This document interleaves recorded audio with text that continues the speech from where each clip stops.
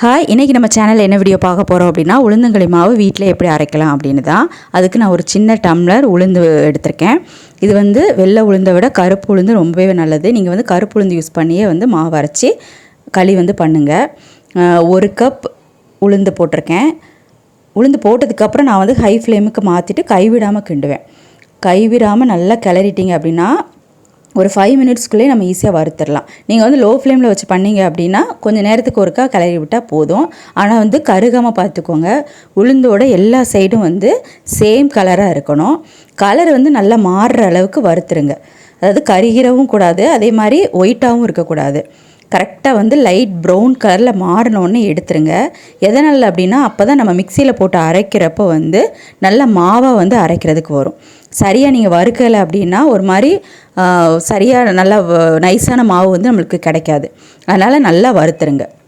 இதையும் சரி அரிசியும் சரி நல்லா வந்து வறுத்துக்கணும். நான் வந்து போட்டதுலேருந்து கை எடுக்கவே இல்லை, விடாமல் வந்து கிளறிட்டே இருப்பேன். அதனால் ஒரு 3லேருந்து 4 நிமிஷத்துக்குள்ளே வந்து நல்லா வந்து வறுபட்டுரும். இது வந்து நீங்கள் உடச்ச உளுந்து கூட நீங்கள் யூஸ் பண்ணிக்கலாம். முழு உளுந்து தான் யூஸ் பண்ணணும்னு கிடையாது. இப்போ பார்த்தீங்கன்னா கலர் எப்படி மாறி இருக்குன்னு பாருங்கள். கருகவே இல்லை. இதை தனியாக எடுத்து ஆற வச்சுக்கோங்க. அடுத்து அரிசியை பார்த்தீங்க அப்படின்னா 1 டம்ளர் உளுந்துக்கு 1/4 டம்ளர் பச்சரிசி எடுத்துக்கோங்க. பச்சரிசி வந்து கடையில் வாங்கினதாக இருந்தாலும் ஓகே தான், ரேஷன் கடையில் இருந்தாலும் ஓகே தான். அரிசியை வந்து நான் வந்து மீடியம் ஃப்ளேமில் வச்சு தான் நல்லா வறுக்கிறேன். அரிசி வந்து உளுந்து மாதிரி கலர் மாறணும்னு கிடையாது, லைட்டாக பொரிஞ்சு வந்தால் போதும். அதாவது நல்லா பியூர் ஒயிட்டாக மாறி நல்லா பொரிஞ்சு அது ஒரு மாதிரி படபடன்னு வெடிக்கும். அந்த அளவுக்கு வரைக்கும் வறுத்துக்கோங்க. இதுவும் வந்து கருகாமல் பார்த்துக்கோங்க. கருகிடுச்சு அப்படின்னா டேஸ்ட் மாறிடும், களி செய்கிறப்ப நல்லா இருக்காது. லைட்டாக வந்து புகை வருது பாருங்கள். இப்போ ஸ்டவ்வை ஆஃப் பண்ணிவிட்டு உடனே பேனை வந்து ரிமூவ் பண்ணிடுங்க. இல்லைனா வேறு பிளேட்டுக்கு மாற்றி நல்லா ஆற விட்டுருங்க. ஸோ ரெண்டும் ஆறுனதுக்கப்புறம் தான் வந்து மிக்சியில் போட்டு அரைக்கணும்.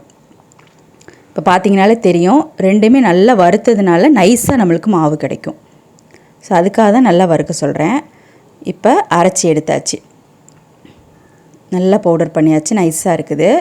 அதே மாதிரி இந்த களி மாவு யூஸ் பண்ணி களி வந்து எப்படி ப்ரிப்பேர் பண்ணுறேன் அப்படிங்கிற வீடியோ வந்து நான் ஏற்கனவே போட்டிருக்கேன். அந்த வீடியோவோட லிங்க்கை வந்து டிஸ்கிரிப்ஷனில் கொடுக்கேன், பார்த்துக்கோங்க. அதுவுமே பண்ணுறது ரொம்ப ஈஸி.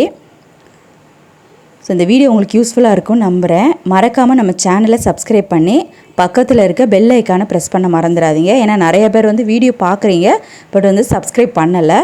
ஸோ அப்போ தான் நான் போடுற வீடியோ நோட்டிஃபிகேஷனில் வரும். தேங்க்யூ.